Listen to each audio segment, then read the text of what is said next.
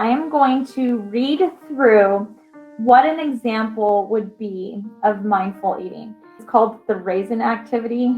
Regardless of whether you like raisins, you're going to just put that judgment out of your mind and we're going to go through this. Get a raisin and set it down in front of you. Stop.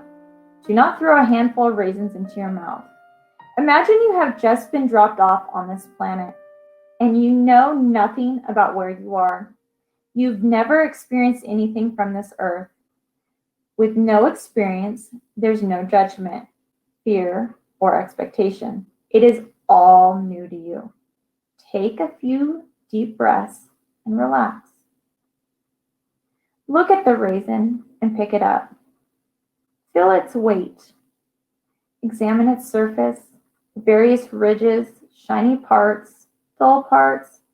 Really look for the first time at the strange object.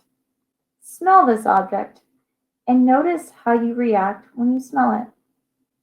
Roll the raisin between your fingers and listen to hear what sounds it makes. Notice its stickiness.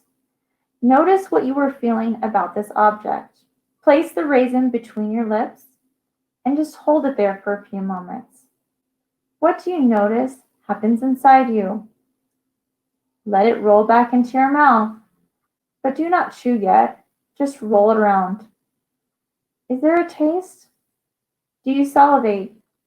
What do you want to do?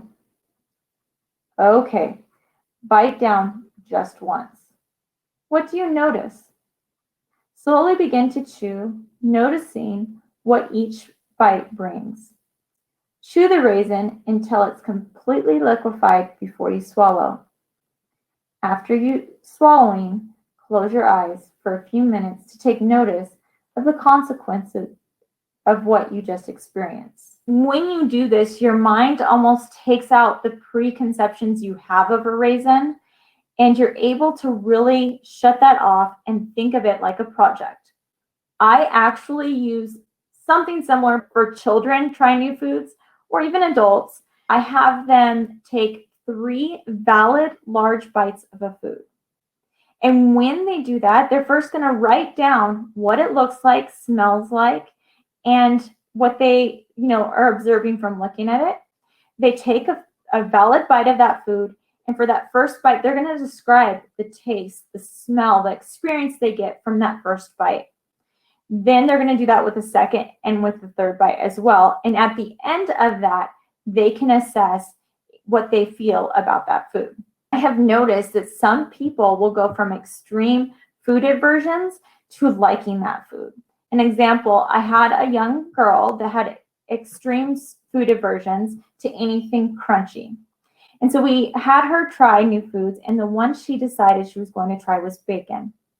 And when she did this project with the 3 bites, in the beginning, she said it was super salty and the crunchiness felt like sand, and she just was super grossed out.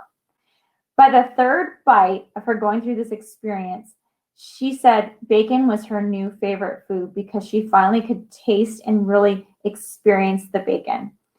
I want you guys to realize that this could be a tool we use and we can simplify it, but it really helps you look at food in a different way and be more aware of what you're eating.